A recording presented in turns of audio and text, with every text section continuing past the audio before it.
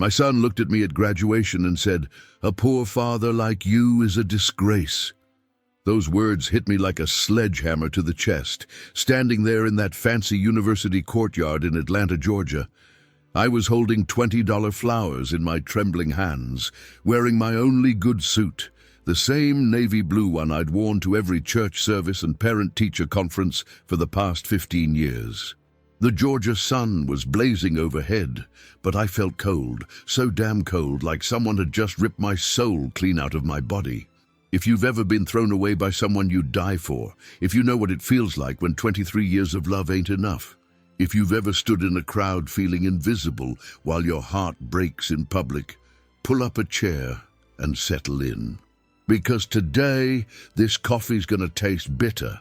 This story's gonna hurt before it heals, and by the end, you're gonna understand why sometimes the people who break you are the ones who teach you just how strong you really are.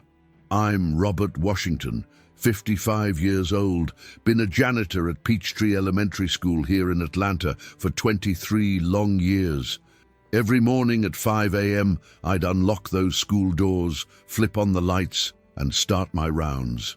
Mopping floors, cleaning bathrooms, emptying trash cans, making sure everything was perfect for those kids who'd run through those hallways a few hours later.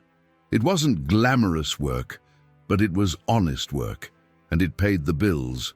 More importantly, it paid for my boy Marcus's education. See, I raised that boy alone after his mama Sarah passed when he was just 12 years old. Pancreatic cancer took her in 8 months, and on her deathbed, with tubes running every which way, she grabbed my hand with what little strength she had left and made me promise something. "Robert," she whispered, her voice barely audible. "You make sure that boy gets everything I can't give him. You make sure he has chances we never had." I promised her then, and I kept that promise every single day for the next 11 years. That graduation day started like Christmas morning for me. I got up at 4 a.m., pressed my church suit with extra care, polished my worn dress shoes until they shined, and drove 3 hours from Atlanta to Athens in my 2008 Buick LeSabre. The engine was making that knocking sound again, and the air conditioning was blowing warm air, but I didn't care. My boy was graduating summa cum laude from the University of Georgia's Business School. First Washington to ever get a college degree, first one to even finish high school, truth be told. I walked through those university gates feeling proud as a peacock, my chest puffed out, head held high. There were Mercedes-Benzes and BMWs in the parking lot, families in designer clothes taking pictures with professional cameras, but I belonged there too. My son had earned his place at that podium, and I had earned my place in those bleachers by working double shifts, skipping meals, and sacrificing everything to make his dreams come true. And if you're sitting there wondering how a story that starts with public humiliation and a broken heart ends with me retiring as a multi-millionaire just 3 years later, well, you better hit that subscribe button on Grandpa's Diaries and stick around. Because sometimes the people who crush your spirit are the very ones who teach you to rise from the ashes stronger than you ever imagined possible. Marcus was everything to me after Sarah died. My purpose, my reason for getting up every morning, my hope for the future. That boy was brilliant, always had been. Even as a little kid, he'd sit at our old kitchen table doing homework while I cooked dinner, asking me questions that made me think he was going to be something special someday. "Daddy, why do rich people have big houses and we have a small one? Daddy, how come you work so hard, but we still can't afford the things other kids have?" Smart questions from a smart kid who was already figuring out how the world worked. I remember when he was 14, just 2 years after we lost Sarah, he came home from school with a guidance counselor's note about college prep classes. Most kids in our neighborhood, they were lucky to graduate high school. College was something that happened to other people's children, people with money and connections. But Marcus looked at me with those serious brown eyes, Sarah's eyes, and said, "Daddy, I'm going to be the first Washington to go to college. I'm going to make enough money so you never have to clean another toilet again." Lord, that boy broke my heart in the best way possible. So I started working weekends at Mount Olive Baptist Church, cleaning and doing maintenance for Pastor Williams. Picked up side jobs, painting houses, power washing driveways, anything that would bring in extra money. I'd come home bone-tired, covered in sweat and paint, but when I saw Marcus at that kitchen table with his books spread out, working toward those straight A's he brought home every semester, it was all worth it. Sarah used to say I spoiled that boy, but how could I not? When other kids got new bikes for Christmas, I made sure Marcus got the laptop he needed for his advanced classes. When his classmates went on expensive field trips, I found a way to send him too, even if it meant beans and rice for dinner for 2 weeks straight. Those college years nearly broke me financially, but watching Marcus grow into a young man filled me with pride I'd never felt before. He'd come home during Christmas and summer breaks, talking about his professors, his internships at accounting firms, the networking events he was attending. Started dressing different too, khakis and button-down shirts instead of jeans and t-shirts. His vocabulary was expanding, and he'd use words I had to look up in the dictionary later. I figured that was just him getting educated, learning to fit in with a different crowd, but something started changing in Marcus during his junior year. He'd mention his classmates' names like they were celebrities. Bradley Peterson, whose daddy owned a chain of car dealerships. Madison Montgomery, whose family had a house on Sea Island. Trevor Ashford, whose grandfather was some kind of judge. The way Marcus talked about these kids, with this mixture of admiration and longing, I could hear him wanting to be like them, wanting to belong to their world. Senior year, he started coming home less and less. Said he was busy with senior projects, staying on campus for study groups, networking with alumni. When I'd call his dorm room, he'd sound rushed, distracted, like he had somewhere more important to be. "Dad, I'm really busy right now. Can I call you back?" But he never did call back. I told myself it was just him growing up, becoming independent like I'd raised him to be. After all, wasn't that the whole point? To raise him to be successful, to not need his old man anymore. That graduation invitation came in the mail with a note written in Marcus's careful handwriting. "Dad, ceremony starts at 2 p.m. sharp. Try to dress appropriately. This is important to me." Try to dress appropriately, like I didn't know how to present myself proper. Like I hadn't been getting myself ready for church every Sunday for 55 years. Like I hadn't taught him how to tie a tie and shine his shoes. But I pushed that hurt feeling down deep. This was his day, his moment to shine, and I wasn't going to let my wounded pride spoil it for him. The morning of graduation, I called Marcus's dorm room to let him know I was leaving Atlanta and would be there in a few hours.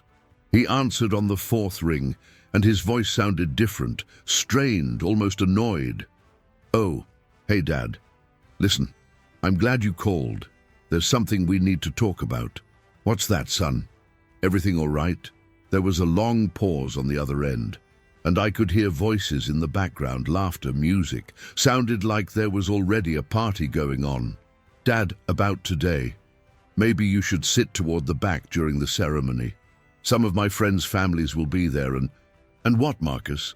My heart was already starting to sink, though I couldn't quite put my finger on why. "Nothing, forget it. Just try to blend in, okay? And maybe we can meet up afterward, away from everyone else." Blend in. Try to blend in. 23 years of sacrifice, of putting that boy first in everything I did, and now he wanted me to blend in like I was something to be ashamed of. I should have turned that Buick around right then and driven back to Atlanta, but hope makes you stupid sometimes. I kept thinking he was just nervous, wanted everything to be perfect for his big day. Lord knows I'd felt the same way at every school play and science fair, wanting everything to go just right for my boy. When I got to the University of Georgia campus, I felt those stares immediately. Not hostile ones necessarily, but curious glances from families dressed in their Sunday finest, driving cars that cost more than I made in 2 years. My old Buick looked tired and worn next to those shiny Mercedes and Lexuses, with its faded paint and duct tape holding the rear bumper in place. But it had gotten me there safe and sound, just like it had gotten me to work every day for the past 7 years. I found a seat about 3/4 of the way back in the auditorium, close enough to see Marcus walk across that stage, but far enough back that maybe I wouldn't embarrass him, if that's what he was worried about. Around me, families were taking pictures with expensive cameras, sharing stories about their children's accomplishments, talking about job offers and graduate school plans. I felt a little lonely sitting there by myself, but I had Sarah's picture tucked in my wallet, and I could feel her there with me in spirit. The ceremony itself was beautiful. When the dean called out, "Marcus Washington, Bachelor of Business Administration, summa cum laude," I stood up and applauded harder than anyone in that auditorium. That was my son up there, the boy I'd raised, the dream Sarah and I had shared, and I didn't care who knew how proud I was. He looked so handsome in his cap and gown, so accomplished and confident as he shook the dean's hand and accepted his diploma. After the ceremony, I waited for Marcus by the big magnolia tree outside the business school, just like we'd planned. I had those $20 flowers ready, white roses, Sarah's favorite, and my old camera to take pictures. I was rehearsing what I'd say to him, how proud I was, how his mama would have cried happy tears to see this day. But when Marcus walked up with a group of his friends and their families, all of them dressed like they'd stepped out of a magazine, something in his face changed the moment he saw me. Like he was seeing me for the first time, and he didn't like what he was looking at. "Hey there, champion," I said, stepping forward with the biggest smile I could manage, holding out those white roses. "Your old man is so proud of you. I wish your mama could see." "Dad." His voice cut through the air like a knife, cold and sharp. The word came out flat, almost like he was annoyed that I was there. His friends and their families stopped their conversations and turned to look at us, and I could feel their eyes taking inventory. My discount suit from JCPenney, my worn dress shoes that I'd polished until they shined, the simple bouquet of flowers that probably cost less than what they spent on lunch. One of them, a tall white man in what looked like a $1,000 suit, stepped forward with a practiced smile and extended his manicured hand. "You must be Marcus's father. I'm James Peterson, Bradley's dad. We own Peterson Automotive Group. Maybe you've seen our commercials." His handshake was firm and confident, but his eyes were doing that thing rich people do, sizing me up, calculating my worth based on my appearance. "Pleasure to meet you, Mr. Peterson," I said, trying to keep my voice steady and my dignity intact. "Robert Washington. Marcus has told me so much about Bradley. Sounds like they've become good friends." "Oh, yes, our boys have quite the friendship," Peterson replied. But there was something in his tone, something that made me feel like I was missing part of the conversation. They've been networking together, making connections. Very important in the business world, you understand. That's when Marcus did something that still cuts me to the bone when I think about it. He stepped back, physically putting distance between himself and me, like being associated with me was something shameful, something that might rub off on his expensive clothes and damage his reputation. "Actually," Marcus said, and his voice carried across that courtyard loud enough for everyone to hear, "this is kind of awkward. Dad, I need you to understand something."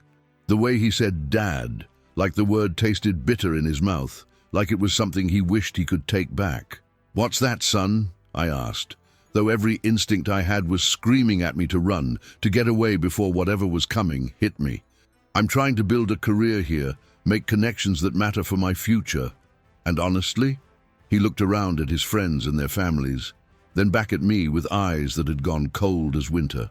"A poor father like you, it's a disgrace."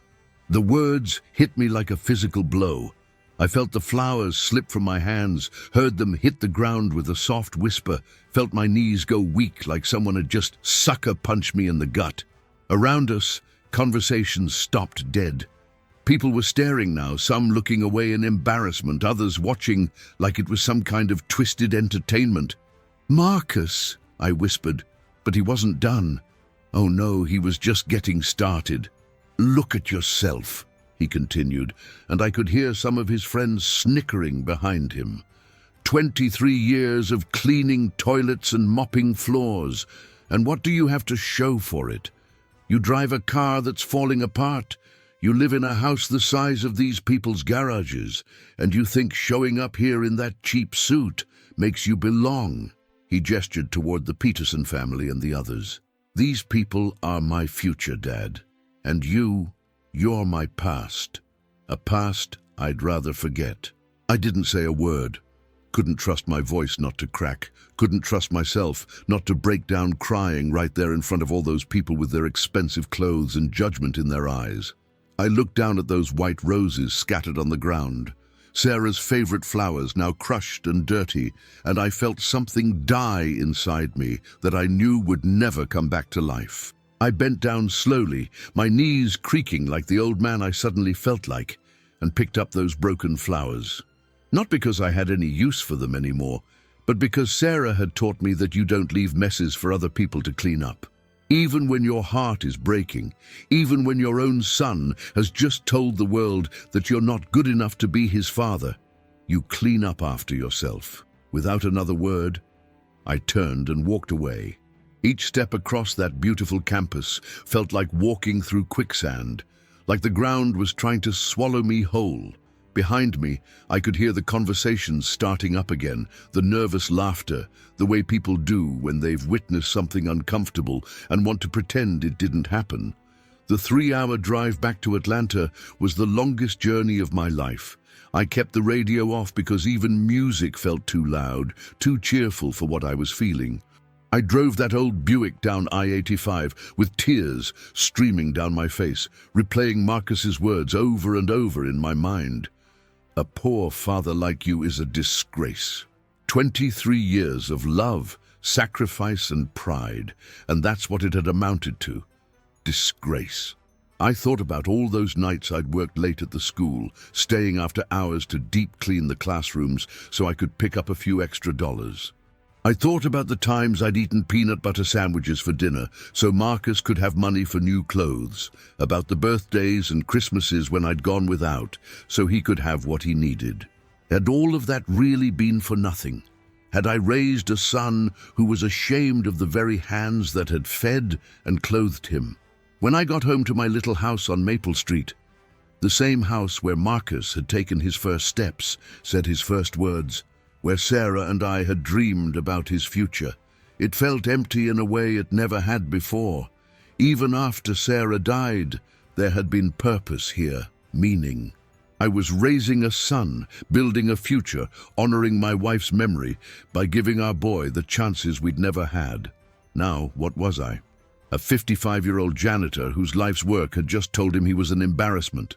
I sat in my old recliner, the one Sarah used to tease me about because the springs were shot and the fabric was worn thin, and I wondered if maybe Marcus was right. Maybe I really was a disgrace, a relic from a world he was too good for now. I stopped going to work the next week, called in sick every day, though Mrs. Anderson, the principal, knew something was wrong. She'd been good to me over the years, always treated me with respect, never made me feel like my job was beneath her notice. But I couldn't face those school hallways, couldn't push that mop and empty those trash cans without thinking about Marcus's words, without feeling like everyone was looking at me and seeing exactly what he'd seen, a poor man doing poor man's work. 2 months into that dark period, sitting at my kitchen table at 3 a.m. with a cup of coffee and Sarah's photograph, something shifted inside me. I was staring at her picture, that beautiful smile she had, remembering the way she used to say, "Robert Washington, you are a good man doing good work, and don't you ever let anybody tell you different." I looked around that little house, really looked at it, and saw it through new eyes. This wasn't a house to be ashamed of. This was a home that Sarah and I had filled with love, where we'd raised a son, where every piece of furniture told a story of hard work and careful saving. The kitchen table where Marcus had done his homework, the living room where we'd watched his favorite movies, the front porch where I'd taught him to ride his bike. This was a place of dignity, not disgrace. That's when I remembered something Mrs. Anderson had said to me years ago during a faculty meeting where they'd invited me to speak about maintaining the school facilities. "Robert," she'd said, "you see things the rest of us miss. You notice what needs fixing before it breaks. You understand systems in ways that save us time and money. You don't just clean this school, you take care of it." For the first time in 2 months, I started thinking clearly. I knew the cleaning business inside and out, but more than that, I understood efficiency, organization, and problem solving. 23 years of maintaining a school had taught me how buildings worked, what broke down, what people needed, even when they didn't know they needed it. I'd seen enough corporate offices during my occasional side jobs to know they all had the same problems. They were paying premium prices for basic services because nobody was thinking smart about it. I took out my savings account passbook, the one where I'd been putting away money for Marcus's future, maybe helping with a wedding someday, or a down payment on his first house. $12,000. Not a fortune, but enough to start something if I was smart about it. That money had been meant for my son's future, but maybe it was time to invest in my own. I spent the next month researching, planning, making phone calls. I wasn't just going to start another cleaning company. Atlanta had plenty of those. I was going to create something different, something that combined my years of experience with a business model that actually made sense. Washington Professional Services would specialize in high-end commercial cleaning, but with innovations nobody else was offering. Detailed efficiency audits, customized maintenance schedules, emergency response guarantees. My first client was Morrison, Patterson and Associates, a law firm downtown. Instead of just bidding on their cleaning contract, I spent 2 days observing their current service, taking notes, identifying problems they didn't even know they had. Then I presented them with a proposal that wasn't just about cleaning. It was about creating a more efficient, cost-effective system that would save them money while giving them better results. "Mr. Washington," said David Morrison, the senior partner after I'd finished my presentation, "in 30 years of practice, I've never had a service provider come in here with this level of professionalism and innovation. When can you start?" That was the beginning. Within 6 months, I had 8 employees and contracts with 3 major office buildings. Within a year, I was managing 12 commercial accounts and turning away business because I couldn't keep up with demand. Word spreads fast in Atlanta's business community when someone is doing something different, something better. 3 years and 2 months after that graduation day, I sold Washington Professional Services to a national facilities management company for $2.3 million. I was 58 years old, officially retired, and sitting in the living room of my new house in Buckhead, not far from where Marcus's fancy friends probably lived, looking out at the Atlanta skyline and thinking about the journey that had brought me there. Marcus tried to reach out when news of the sale made it into the Atlanta Business Chronicle, left voicemails on my phone talking about family and misunderstandings and how he'd always been proud of me, sent text messages about wanting to reconnect and celebrate my success. I listened to every voicemail, read every text, but I never responded. Some bridges once burned leave scars too deep to heal. The truth is, I didn't build that business to prove Marcus wrong about me.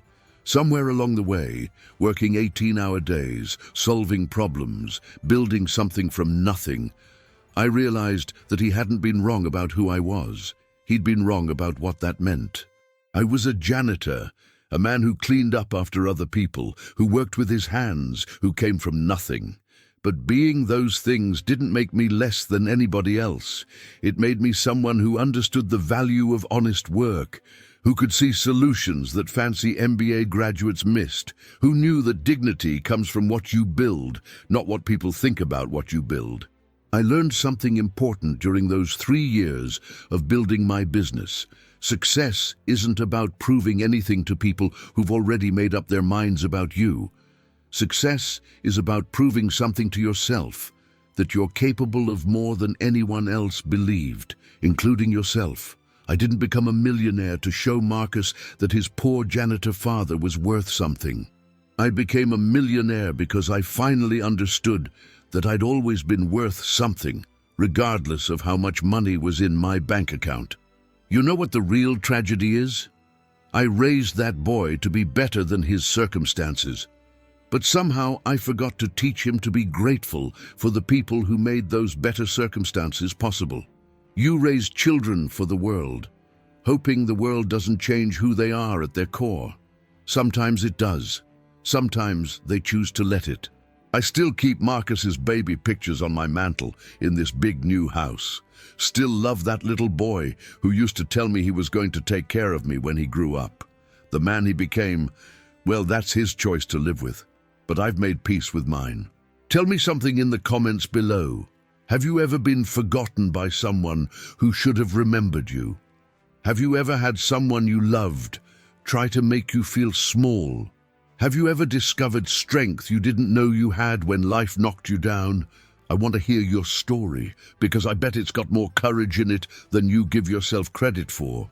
And if this story touched something in your heart, if it reminded you that your worth isn't determined by other people's opinions, hit that subscribe button for Grandpa's Diaries. I've got more stories where this came from, stories about finding your dignity when the world tries to take it away, about discovering that the people who count you out might just be doing you the biggest favor of your life. I'll be right here next week with another cup of coffee and another truth that might just change how you see yourself.